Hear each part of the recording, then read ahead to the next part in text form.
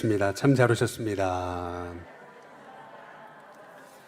우리 한 번 더 인사하겠습니다. 큰 은혜 받으시기 바랍니다. 마지막으로 인사하겠습니다. 은혜의 주인공 되시기 바랍니다. 예, 오늘은 코로나가 끝나가는 이 시점에 저희 일신교회에서 믿음의 가정 세우기 부흥회를 맞아 지난주에 첫째 시간을 가졌고 이제 오늘 둘째 시간을 갖게 됐습니다.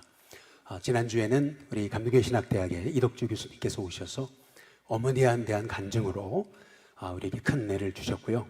이제 오늘은 이기복 교수님이 오셔서 우리에게 믿음의 가정을 어떻게 세워나갈 수 있을까 참 주옥 같은 말씀을 전해주시기에 오셨습니다.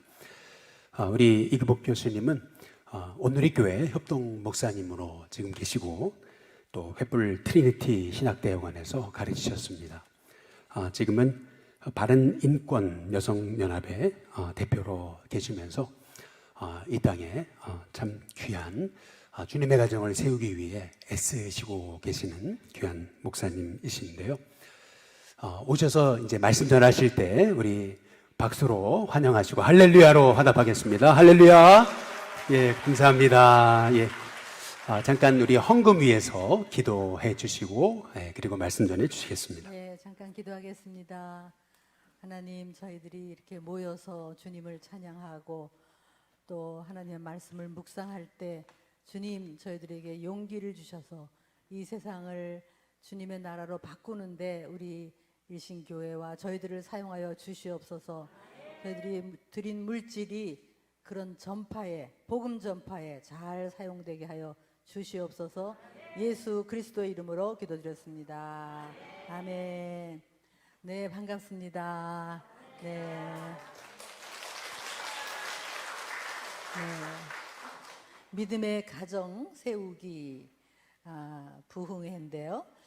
일단 하나님께서 우리에게 복을 주실 때 이 복의 의미는 여러분이 다 아시겠지만 사실상은 자식을 많이 주는 것이 복의 의미였습니다. 창세기 1장 27절에도 생육하고 번성하고 땅에 충만하라, 그들에게 복을 주시며 충만하라 그러셨거든요. 성경에 둘만 낳아 잘 키우자 이런 말이 성경에 없어요. 그죠? 없는데 우리는 하나님께서 이렇게 자식을 많이 낳으라 그랬는데 사실은 거기에 불순종을 했고요.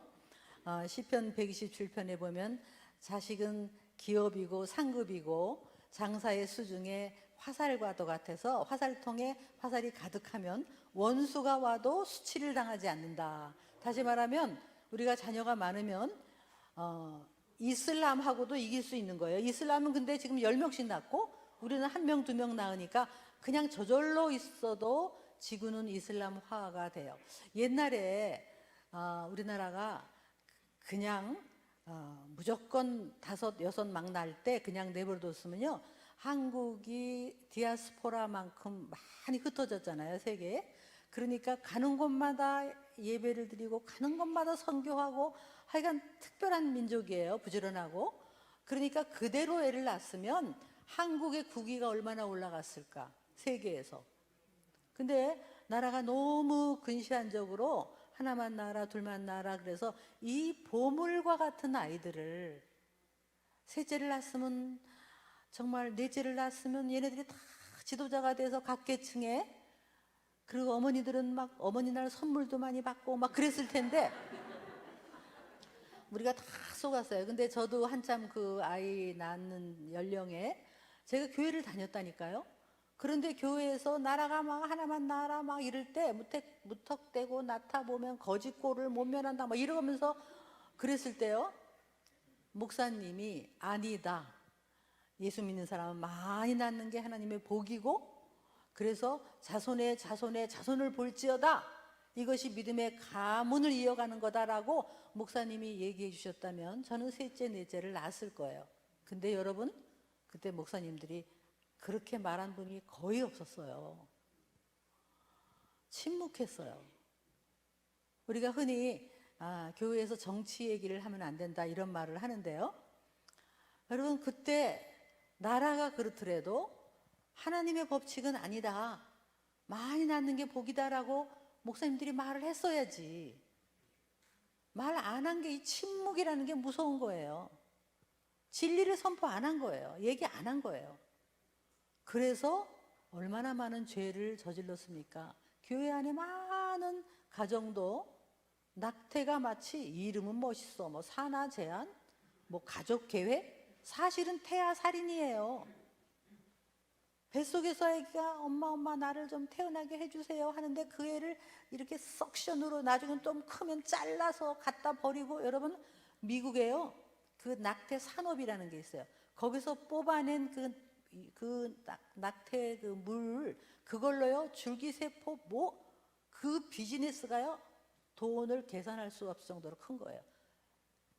전부 돈을 위해서 그런 짓을 하는 거예요. 미국은 다행히 정말 오랫동안 기도해서 이번에 낙태법이 폐지됐어요. 이건 완전히 혁명 같은 거예요, 미국에. 우리나라는 지금 낙태법이 아예 공백 상태에 없어요. 그래서 지금 9개월에 죽여도, 에페소에 죽여도 그냥 죄가 아니에요. 그리고 캘리포니아는 이번에 어떤 법이 나왔냐면 막 태어난 아기도 주사 놔서 죽여도 죄가 안 되는 법이 올라왔어요. 그러니까 우리는 밖에 나오면 죽이면 안 되고 뱃속에 죽이면 안. 정말 여러분, 복음이 뭡니까? 복음은 우리가 뭐 착하게 사는 게 아니라 복음이야말로 회개잖아요. 회개. 그래서 우리 가정에 혹은 우리 주위에 우리 한국 민족이 이 수없이 많은 태아를 살인한 이 낙태죄에 대해서 교회가 회개하지 않으면 진정한 부흥 우리가 받으려면 정말 회개해야 됩니다. 회개. 그래서 우리 이 아름다운 일신교회도 우리 중에 누구를 정죄할 수는 없는 거예요. 그러나 정말 십자가 앞에서 진정으로 몰라서 무식해서 때로는 여러 가지 이유에서 그 뱃속의 아기를 죽여버린 이 살인죄에 대해서 처절하게 용서받고, 그래서 우리는 용서받은 죄인이 돼야 이게 복음이죠. 네. 그래서 저는 한국이 이게 바로 서려면 왜 북한이 아직도 문이 안 열릴까 생각해 보면 우리들이 회개할 게 많아요. 물론 물질주의 이런 것도 회개지만 한국 교회가 아마 전 교회가 이 낙태죄를 회개한다면 하나님께서 특별한 은혜를 우리나라에게 주실 거라고 믿습니다. 네. 그래서 우리가 지금 믿음의 가문 세우기, 믿음의 가정 세우기 생각해 보세요. 기본이잖아, 기본. 일단 많이 나야 가문이 일어나잖아요. 믿음의 가문. 그렇죠?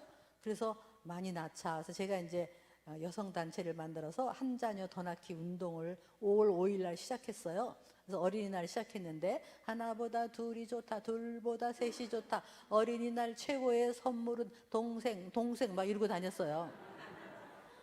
그래서 지금 그거를 교회와 함께하는 한 자녀 더 낳기 운동을 지금 제가 이제 벌리고 있는데요.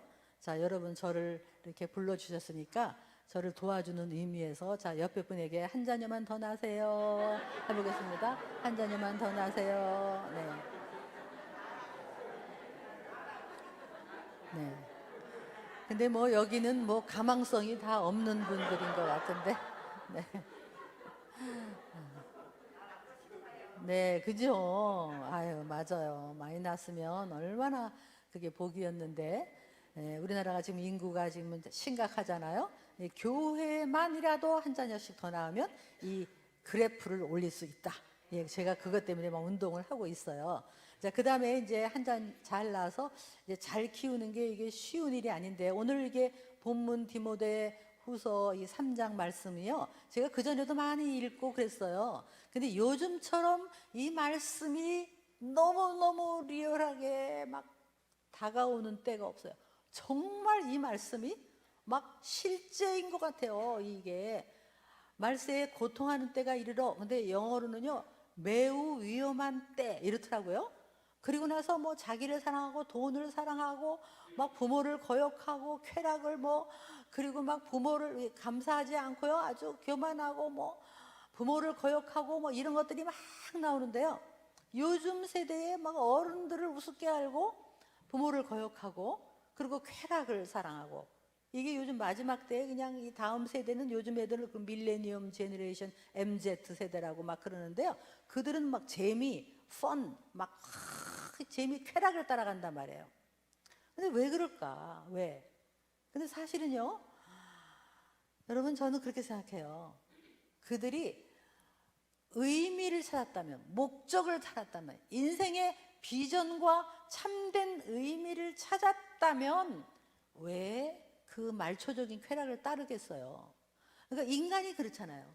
인간이 뭔가 내 인생의 목적, 비전, 명분, 내가 이거를 위해 살아야 되겠다는 어떤 대의를 가지고 큰 꿈을 가진 사람이면 그런 말초적 쾌락을 안 따르죠. 다시 말하면 우리 자녀들이 왜 그러냐면 우리가 의미를 안 줬어, 목적을 안 줬어. 우리 애들 키우면서 이런 말을 했어야 돼. 어려서부터 네 인생의 목적은 뭐니? 비전은 뭐니? 네 꿈은 뭐니? 하나님이 너를 향한 부르심이 뭘까? 하나님은 너를 반드시 크게 쓰실 거야. 하나님이 주신 그 사명을 따라가자. 이런 얘기를 자꾸 했어야 되는데 우리는 뭐라고 했냐면 공부해서 안정된 직업을 가져야지. 그러니까 애들이 돈 벌어가지고요, 그냥 외제차 몰고 외식하고 여행 다니고 자기만을 위해서 산단 말이에요. 다 우리가 그렇게 키운 거지, 전부 다. 애들에게 의미를 안 줬다고, 의미를. 예레미야 1장 5절에 이런 말씀이 있어요. 예레미야한테 하나님이 네가 모태에 짓기 전에도 나는 너를 알았고 뱃속에서 나오기 전부터 나는 너를 불러서 구별해서 여러 나라의 선지자로 내가 책정하고 세웠다라고 예레미야한테 얘기를 하는데요. 그거는 이 사람한테만 얘기하는 게 아니라 구약의 성경의 모든 인물, 성경의 모든 인물, 우리한테도 하는 소리예요. 전부. 저는 제가 50년에 전쟁통에 태어났는데요. 여러분 빨리 계산하면 제 나이가 나오죠. 근데 저희 엄마가 이제 정말 그때는 병원도 없었고요. 집에서 조산원이 와가지고 시커먼 곳에서 그냥 아기를 낳는데 아들을 기다렸어요. 그 중에도, 전쟁 중에도. 근데 언니가 있었기 때문에 또 딸로 태어났을 때 뭘 저렇게 환영을 했겠어요. 살기도 힘든데. 그러다가 모유도 안 나와서 영양실조, 완전히 체중 미달. 우리 엄마가 나한테 이 다음에 너는 꿈이 뭐니, 비전이 뭐니, 뭐 너를 향한 목적이 뭐니, 이런 얘기를 물어보신 적은 없으셔요. 무슨 얘기를 했냐면 20살을 넘길래나 사랑구실 할래나 이런 말만 하셨어요. 그러니까 우리 부모는 저한테 어떤 기대를 하질 않았어요.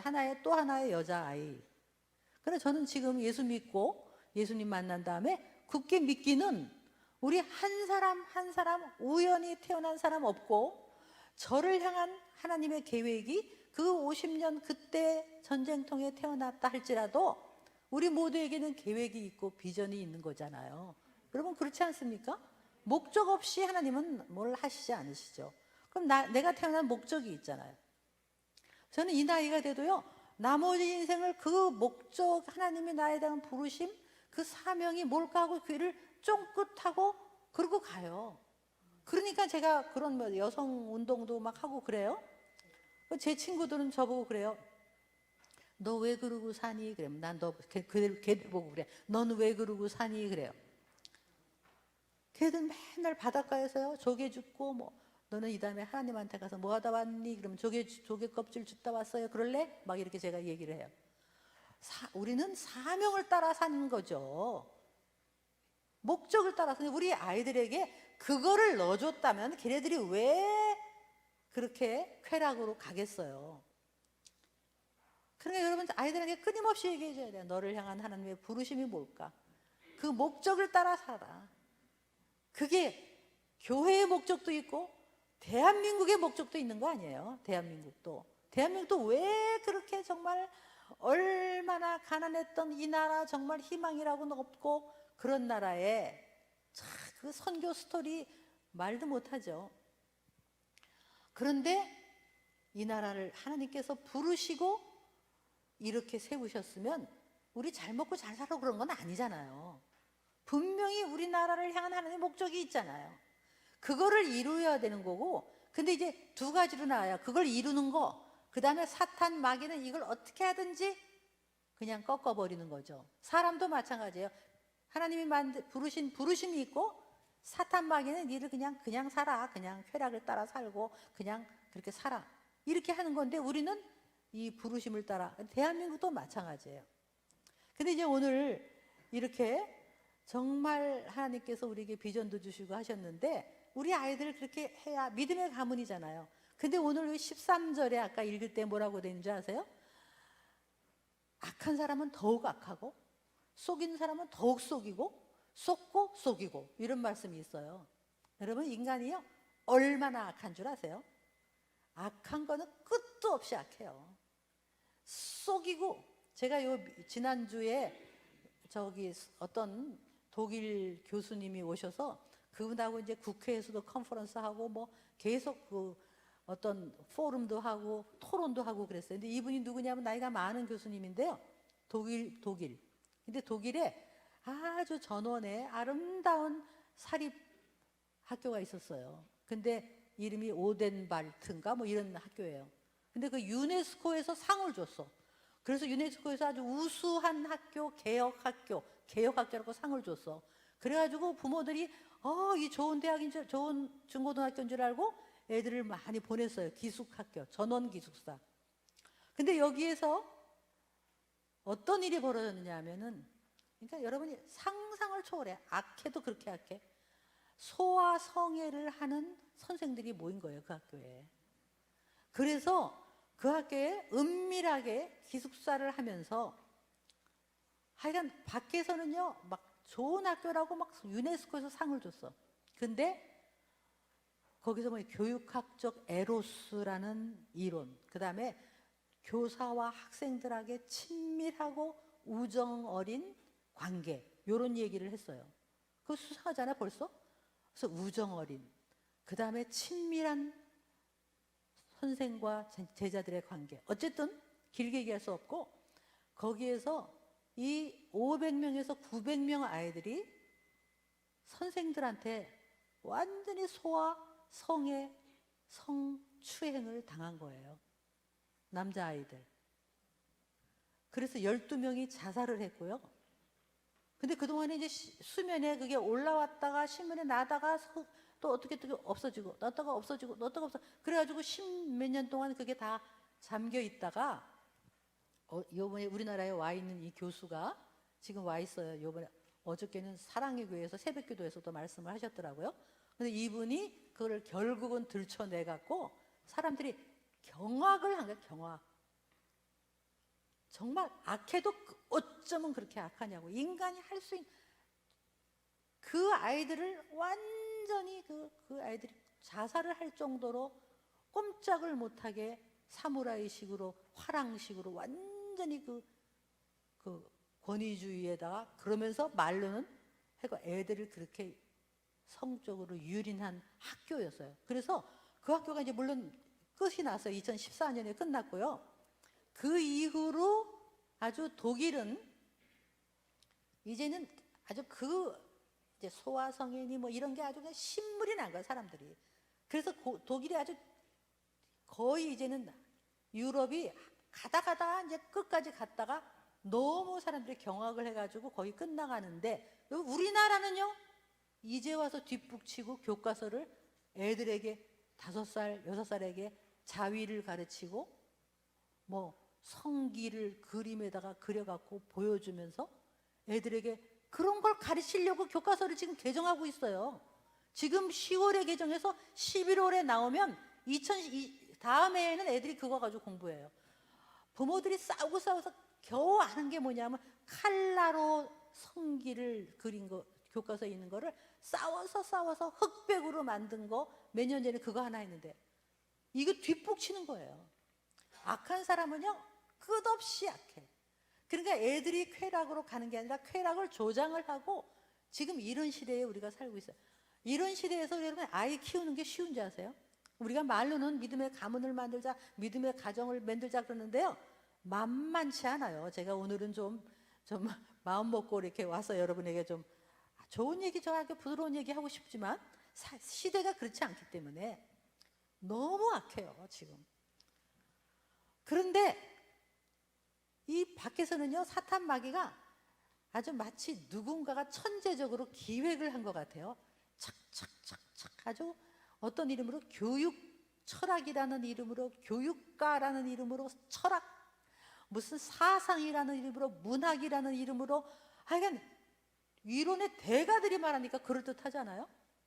그런데 그 속에는 하나님을 대적하는 게 끝도 없는데 자, 얘 보세요. 자, 여러분 다 아시잖아요. 불과 200년도 안 돼가지고 그동안도 착착착 진행됐지만 대표적인 게 진화론 아니에요. 진화론. 학교에서 배워요. 학교에서 진화론을. 근데 학교에서 배우는데 과학이라고 배우잖아요. 과학이라고. 여러분 학교에서 적어도 두 개는 가르쳐야 돼. 진화론 하나의 론이야. 그것도 어떤 사람의 기발한 론이에요. 하나도 입증되지 않은 가설이야. 추론으로 끝났어. 그 론. 그래도 뭐 가르치고 그렇게 가르치고 싶다면 가르치는 거 좋아요. 그래도 하나 더 가르쳐야 돼. 뭐냐 하면 지적 설계론이라는 학문이 있어요. 창조론은 우리의 얘기고 지적 설계론이라는 학문이 있는데 아인슈타인 같은 사람은 지적 설계론자예요. 예수 믿는 사람 아니지만 그 사람은 모든 우주를 보고 모든 세포 우리의 신체 모든 것들을 보면 고도의 지능을 가진 어떤 존재가 이것을 설계하고 창조하지 않았으면 이 모든 과학 세계가 설명될 수 없다. 지적 설계론이에요. 적어도 두 개를 가르치면 애들이 이게 생각할 수 있는데 학교에서는 진화론만 가르치면요. 애들이 어떻게 돼요? 진화론 가르치면 우리가 완전 동물이 돼버려요. 유물론. 인간의 가치를요. 하나님의 형상, 거룩한 우리를 완전히 땅바닥에 떨어져서 동물하고 똑같은 수준으로 만들어버리니까 생명의 존귀함이 없어지는 거예요. 애들이 자살을 하는 이유가 내가 뭐 동물하고 똑같은데. 여러분 생각해 보세요. 조금만 생각해도 우리가 안 속는데 소가 어떻게 양이 돼요? 근데 이거를 과학이라고 가르쳤는데 우리는 다 속았어. 아까 말씀이 뭐냐면 속고 속이고 우리는 속았다고요. 어쩌면 우리는 다 지금도 우리가 속고 있는 게 많이 있을 수도 있을 거예요. 그리고 우리가 생각하는 거 어쩌면 속고 있지 않을까? 이런 얘기가 있더라고요.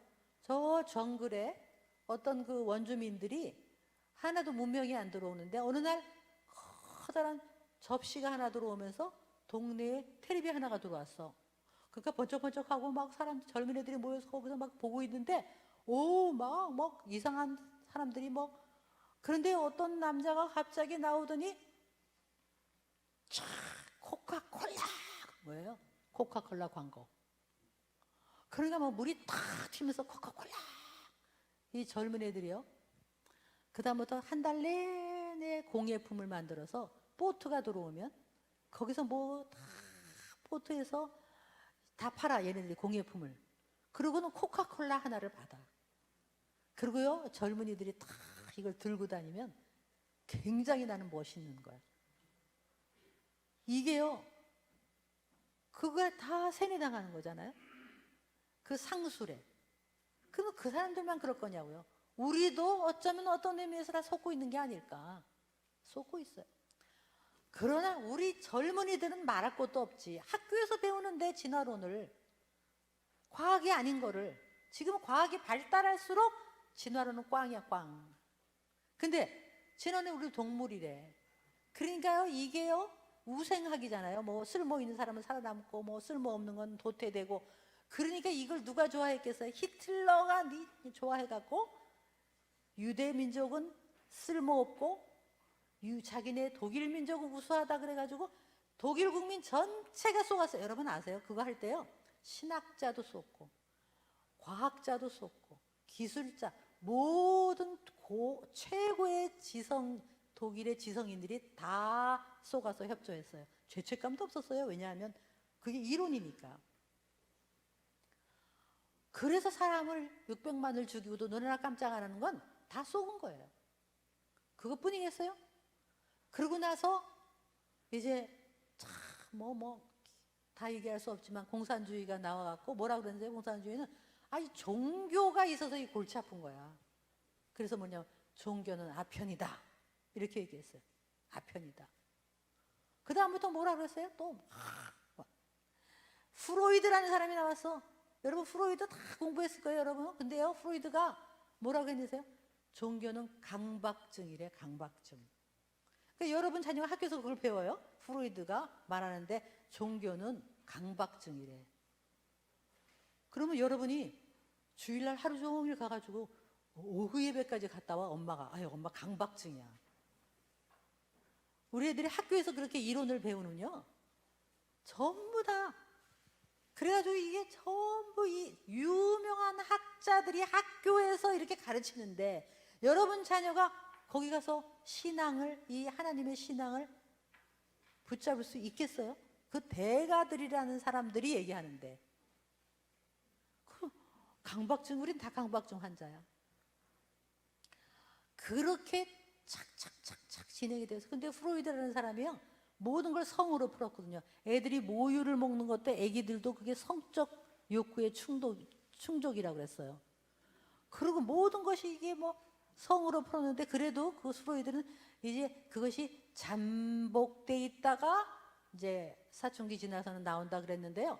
그 성으로 푼 것 때문에 모든 성을 누르면 안 된다고 그래가지고 지금 성의 해방, 성의 자유 다 그 프로이드의 이론을 받아가지고 한 거 아니겠어요?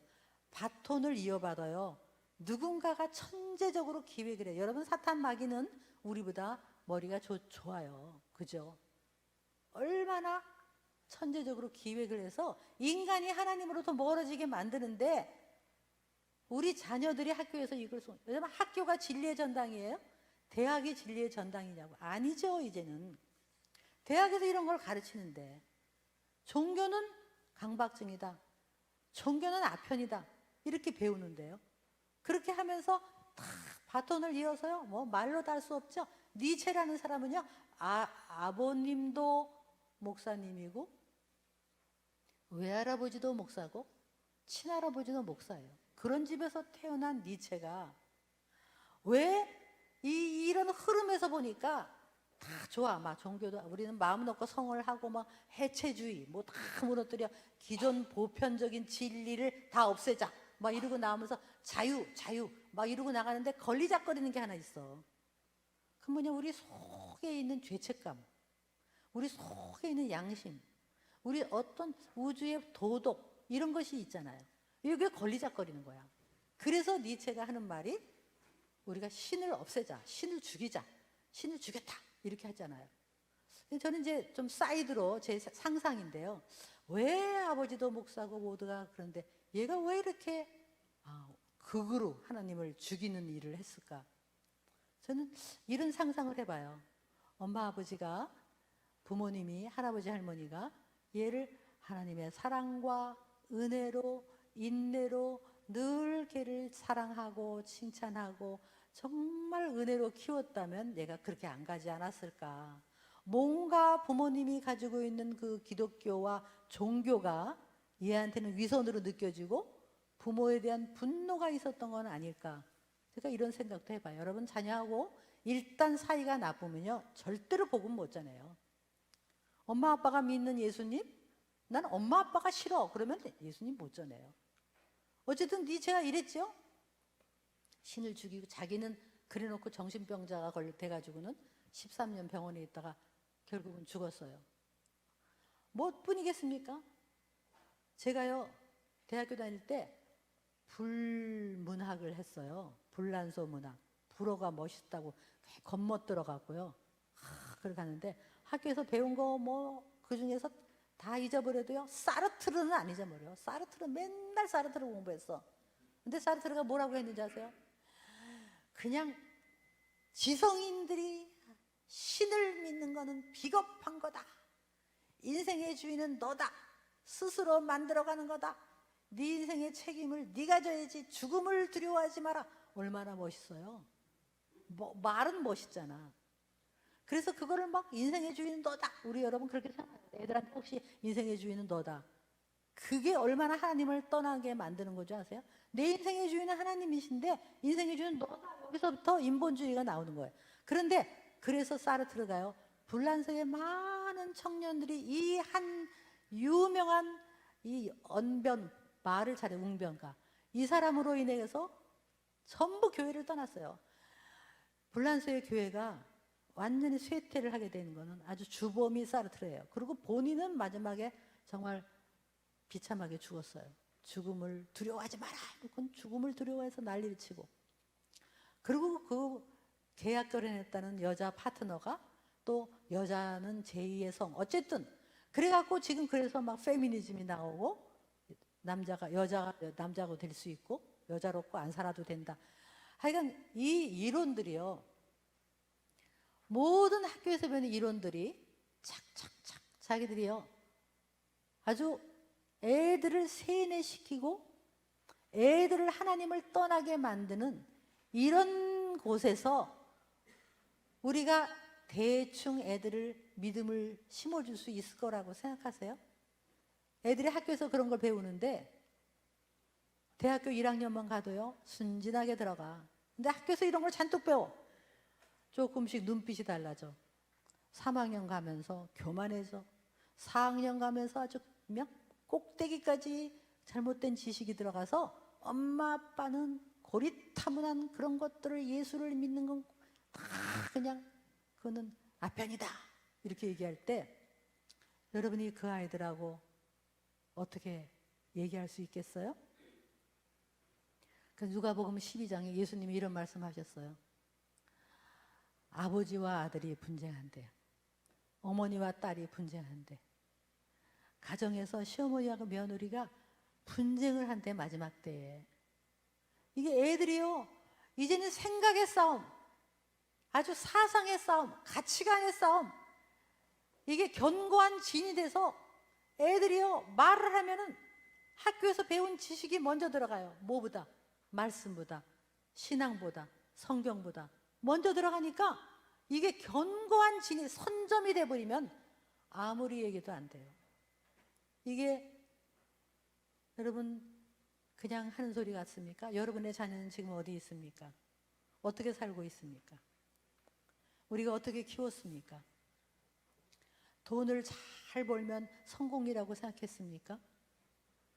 그래서 자기를 위해서 살고 아까 말씀에 자기를 위해 살고 돈을 사랑하고 그리고 거룩한 것을 싫어하고 비방하고 비방이에요. 영어로 blasphemous,예요. 비방이. 다시 말하면 하나님을 비방한다는 거예요. 왜? 학교에서 이렇게 배웠으니까. 근데요 제가 말하고 싶은 거는 이렇게 학문이라는 이름으로 대학에서 학교에서 그냥 애들을 살금살금 이런 하나님을 떠나도록 이렇게 하는 동안 우리는 어떻게 했는지 아세요?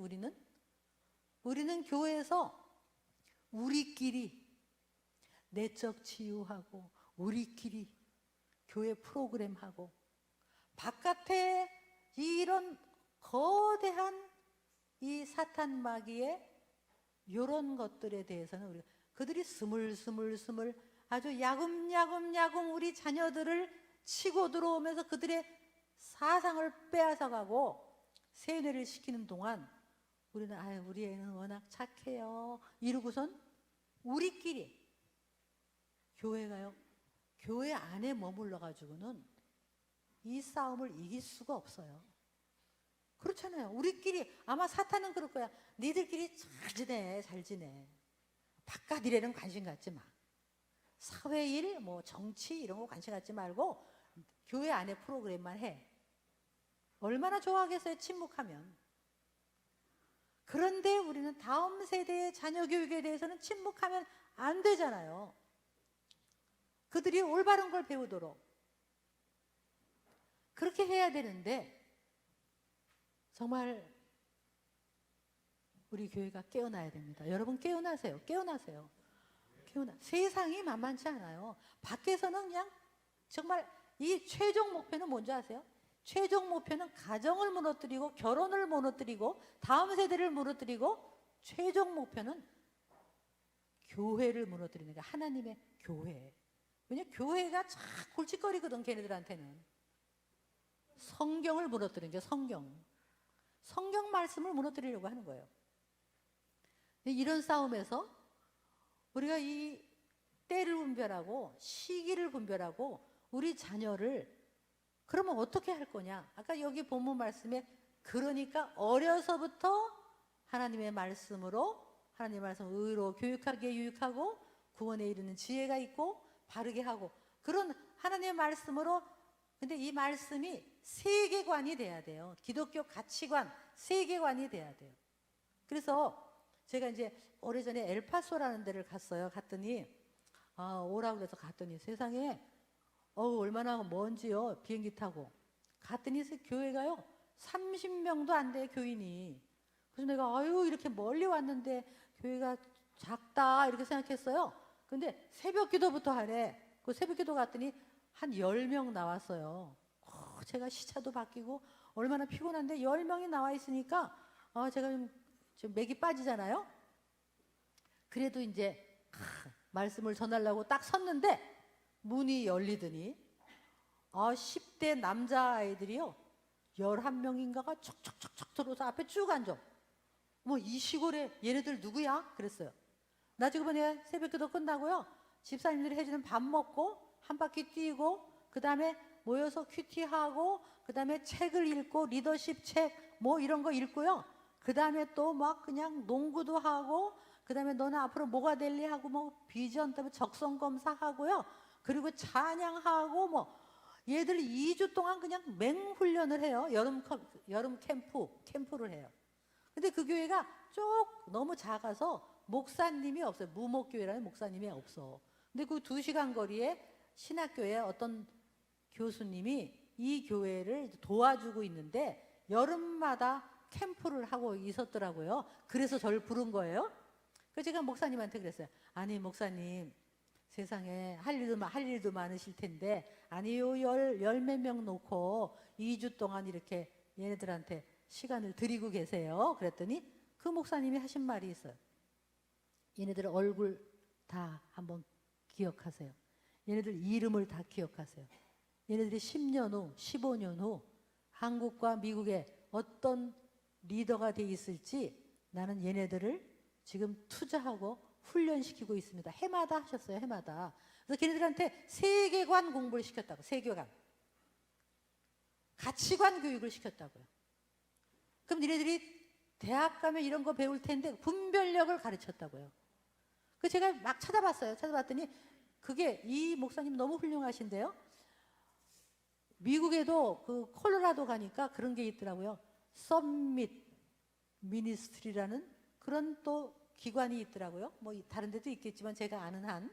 근데 그게 미국은요 고등학교 졸업하고 대학을 가기 전에 한 몇 개월 동안 놀아요. 근데 그때 얘네들이 거기 와갖고 2주 동안 유명한 강사를 불러서 강의하고 리더십 공부, 그 다음에 이런 어떤 이 잘못된 학문에 대한 공부를 미리 예방주사를 빵빵빵 놓고요. 니들이 학교 가면 이런 거 배울 텐데 그거에 분별력을 가져라. 선생님들이 교수들의 말이 다 옳지 않다. 이래가지고 얘네들을 교육을 시키고 밤에는 막 경배와 찬양을 하고 그 또 선배들이 오고 이 한 해 공동체가 있어갖고요. 이거를 하는 프로그램이 있더라고요. 그래서 제가 이거를 얘기했더니 그때 마침 제가 어떤 엄마가 자기 딸이 외국으로 유학 가는데 거기를 보냈어요. 가가지고 얘가 그 2주 동안 그 훈련을 받고 대학을 가니까 얼마나 얘가 분별력이 있어서 교수들이 그런 말을 해도 분별력을 가지고 지혜가 자라서요. 완전히 용사가 됐어요. 용사. 그래 용사가 돼야 리더가 되잖아요. 그렇지 않습니까? 여러분 우리 아이들을 어떻게 키워야 돼요? 리더로 키워야 돼요. 리더로. 용감한 리더로 키워야 돼요. 용감한 리더. 그래서 여러분 아시죠? 이태리에 수상이 하나 하도 이태리도요 너무 아까 막 그냥 그 무슨 아주 성의 자유로 아주 진절머리가 나던 판에 보수적인 여자가 하나 나왔어. 45이야. 근데 이 여자가요 저 식당에서 음식 나르던 여자야. 그런데 이 여자가 크리스찬이에요. 이런 공부를 하고 준비를 딱 했다가 수상에 나와가지고 수상이 됐어요. 좀 몇 달 전에. 그래 이 여자가 나와서 스피치 한 거 보니까 얼마나 당당하고 I am a Christian. 나는 예수를 믿는다.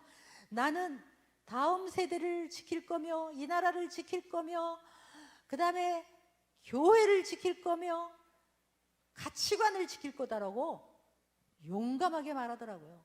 너무 부러웠어 저는.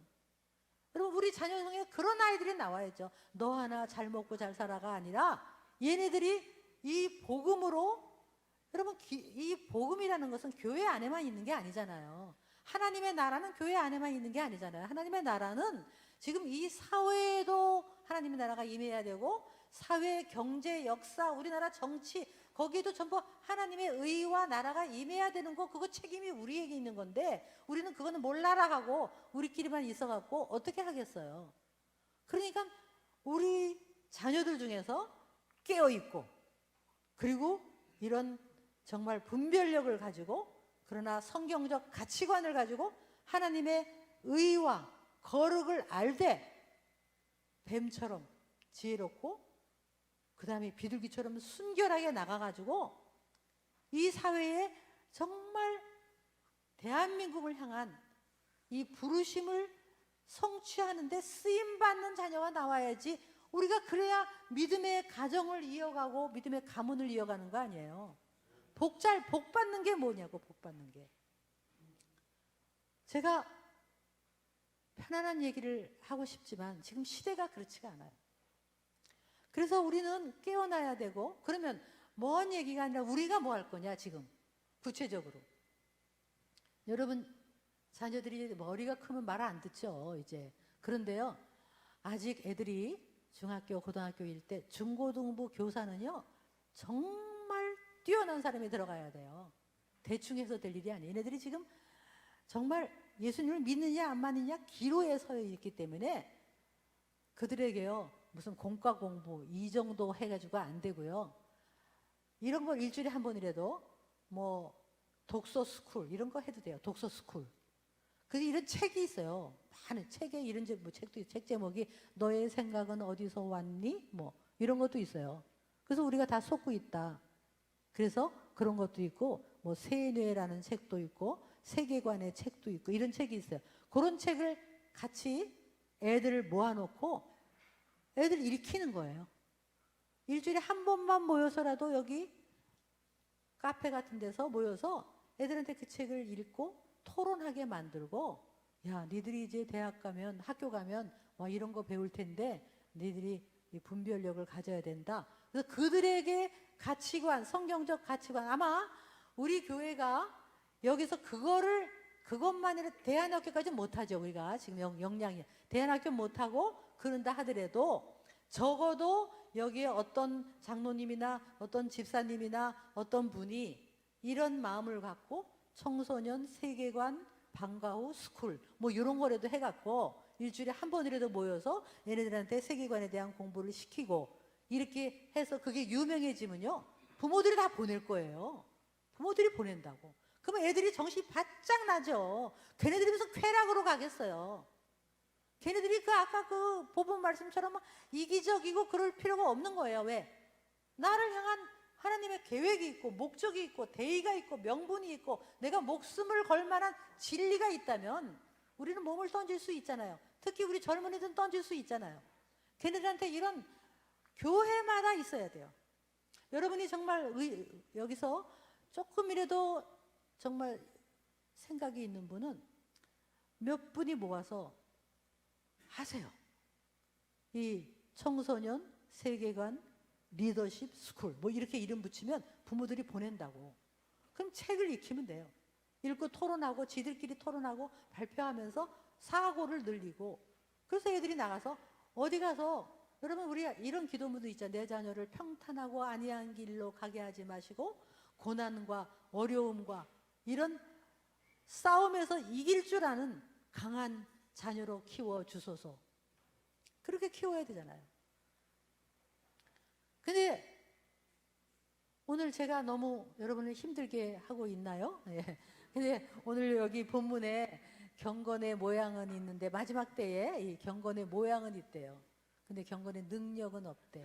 다시 말하면 우리가 교회를 왔다 갔다 하고 경건의 모든 형식은 다 있어. 주여 삼창도 하고 아멘도 하고 할렐루야도 하는데 진짜 복음의 능력이 없고, 다시 말하면 이렇다면 어떨까 이런 생각을 해봐요. 저도 이게 지금 제가 이렇게 열나게 얘기하는 이유는 제가 한편으로는 너무 가슴 아픈 제 경험 때문에 그런 거죠. 안타까움 때문에. 제가 이런 걸 미리 알았더라면 우리 아이들 영어보다 이런 걸 먼저 가르쳤을 텐데, 수학보다 책을 읽히고 사고 그리고 세계관을 가르쳤을 텐데, 저도 공부만 잘하면 되는 줄 알았어요. 그래서 공부를 잘해갖고 얘가 좋은 학교를 갔어요, 나름. 근데 이제 우리 아이는 너무 착한 줄 알았어요. 저는 우리 애는 이랬어요. 내 엄마, 내 아빠. 그래서 얘는 싫어요 소리를 안 해. 그래서 우리 애는 참 순종하는 아이다. 너무 착하다. 그렇게 생각했어요. 근데 대학을 갔어요. 가가지고 기숙사에 들어갔어요. 기숙사에 들어가서 집에 이제 안 오고, 이제 1학년 들어가니까 뭐 연락이 잘 안 돼요. 그 다음에 친구들하고 뭐 MT 갔다 오고 그러면서 이제 학교의 그런 어떤 문화에 물들기 시작하고, 그 다음에 학교에서 배우는 교육이 전부 이렇게 하나님을 떠나게 만드는 교육이고, 그러니까 그런 철학에 물들기 시작하면서 눈빛이 달라져요. 아이들 눈빛이.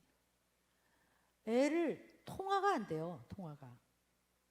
그리고 어쩌다가 와도 교만하고 우리한테 뭐라 그러면요, 일부러 막 동성애를 말이지 혐오하면 안 된대. 혐오.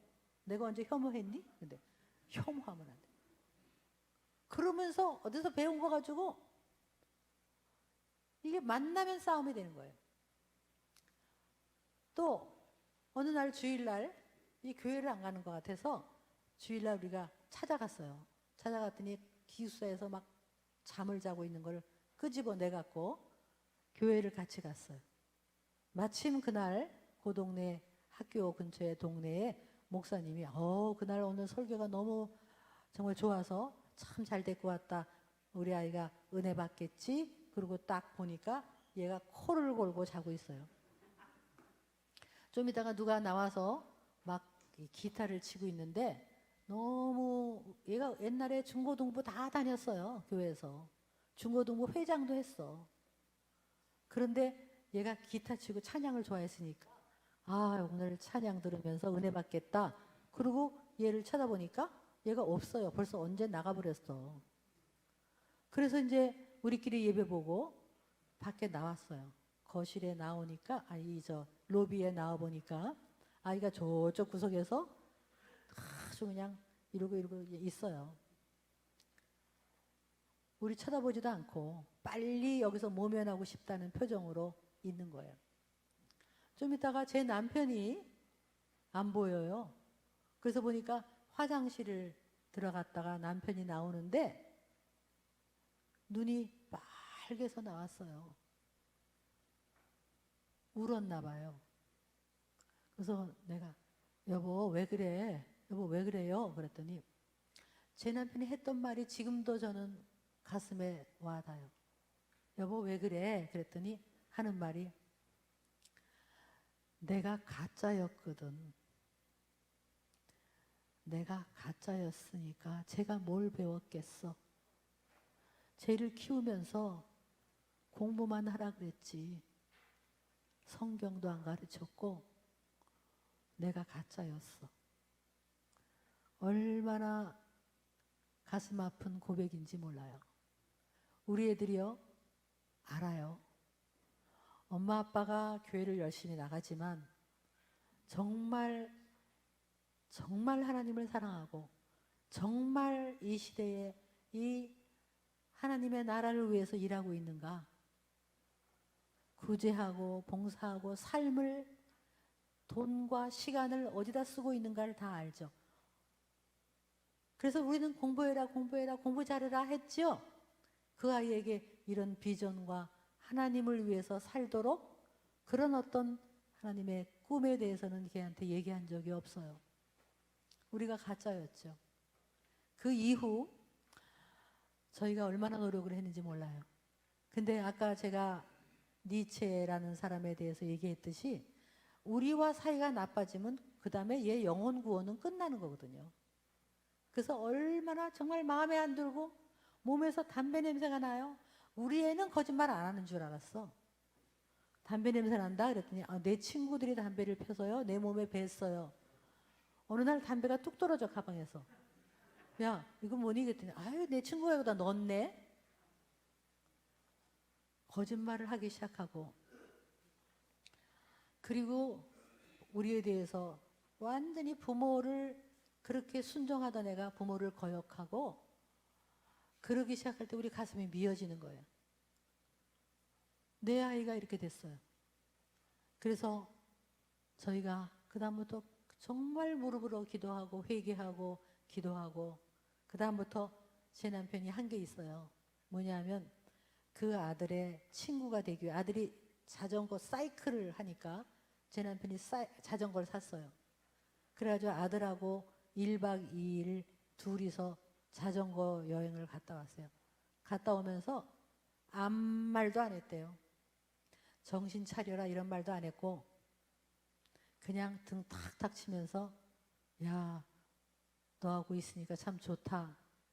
마음에 안 들어도 계속 그러고요. 그리고 아들만 만나면 사랑한다 그러고 든든하다. 너만 보면 좋다.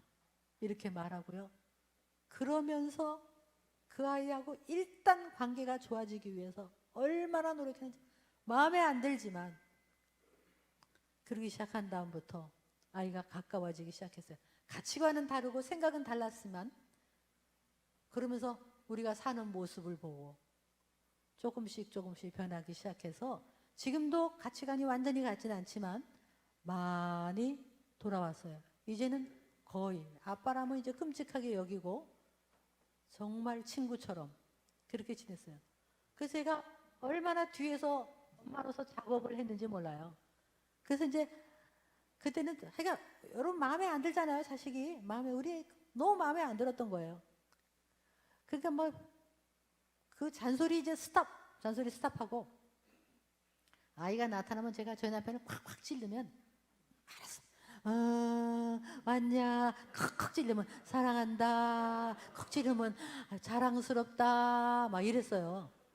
그렇게 하고는 애가 아직 집에 와가지고 그냥 늦잠을 자잖아요. 그러면 제가 또 방에다 막 집어넣어서 아빠 빨리 들어가라고. 그러면 자고 있는 애를 뺨을 만지면서 아이고 우리 아들 보니까 든든하다. 아빠 먼저 나간다. 그러니까 이제 네 그래요. 그러면서 나와요. 나오면서 문 닫으면서 내 속이 터진다. 내 속이 터져. 정말 내 속이 터지죠. 그래도 든든하다 막 이러고 한 번은 아빠 직장으로 이거 좀 갖다 드려라 심부름 시켰어요. 그리고 제가 전화했죠. 여보 회복해야 돼요. 회복.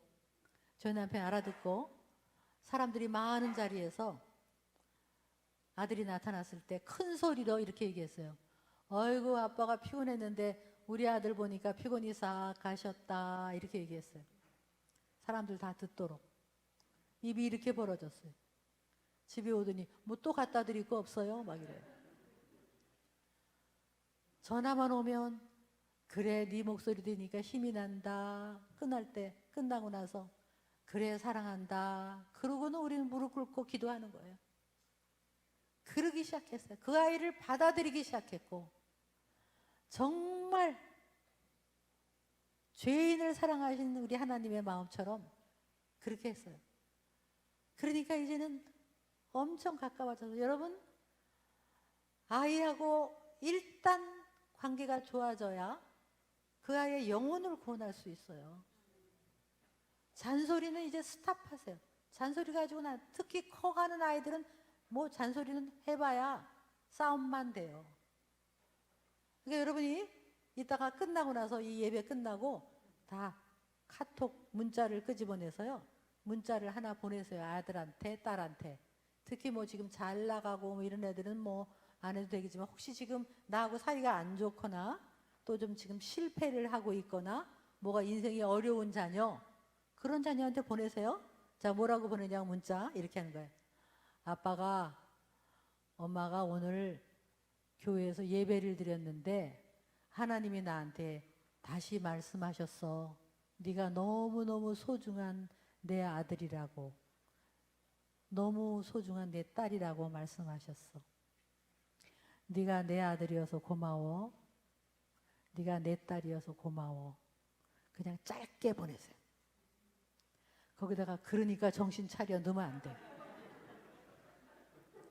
그건 넣지 말고 네가 내 아들이어서 고마워. 그리고 할 수 있다면 미안해 라는 말 하나 드세요. 여러분, 아이하고 화해하기 위해서는 미안하다는 말을 해야 돼요. 일단 그들의 마음을 얻어야 그들의 영혼을 구원하는 게 쉬운 일이 아니란 말이에요. 우리들의 참된 모습을 우리가 보였느냐 말이죠.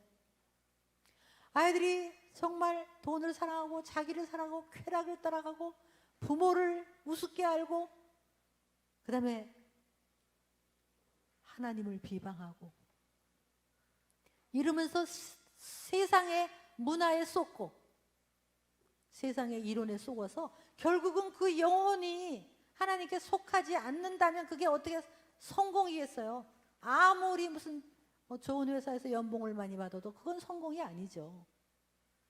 그들을 영혼을 그래서 우리들이 자녀한테 한번 다시 저를 따라해볼까? 사랑한다, 소중하다, 보물이다, 너만 보면 좋다, 네가 내 아들이어서 고맙다, 네가 내 딸이어서 행복하다, 잘 될 거다.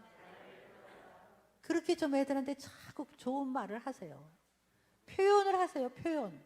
말을 하세요. 꼭 말해야 아나? 말해야 알지. 말 안 하면 모르나? 모르지.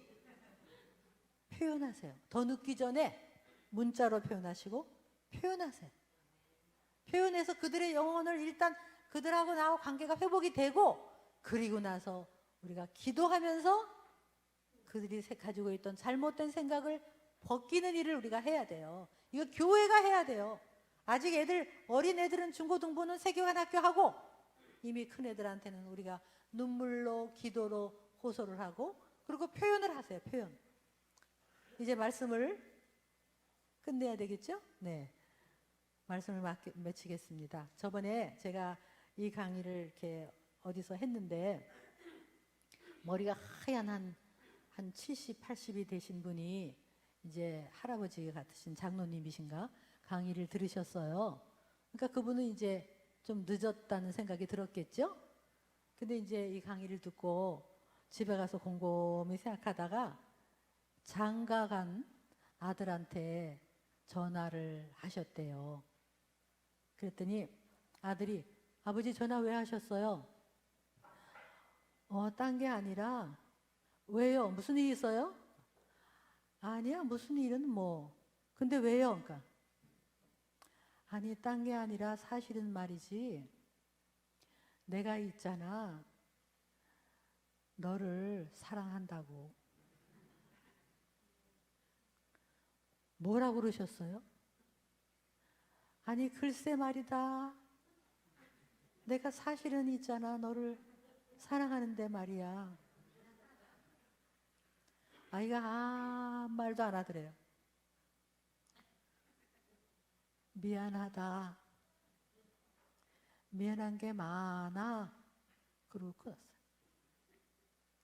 한 2시간 있다가 며느리가 전화가 왔어요. 아버님, 제 남편한테 뭐라고 하셨어요?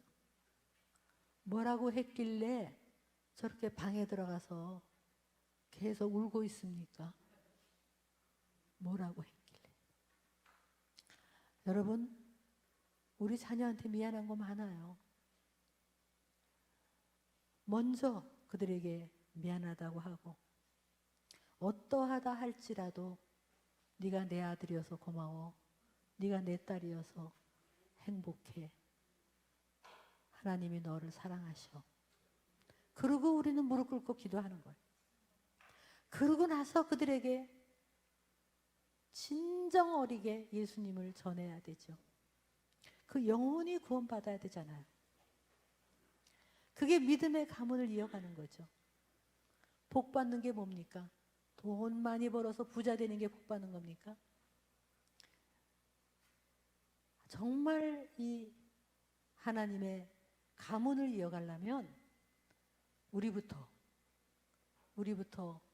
이제 정신 차리고 우리부터 정말 변화된 모습으로 우리 아이들에게 그런 사랑을 표현하고 다음 세대를 구원하는데 우리 교회가 힘을 다하기를 간절히 바랍니다. 잠깐 기도하겠습니다.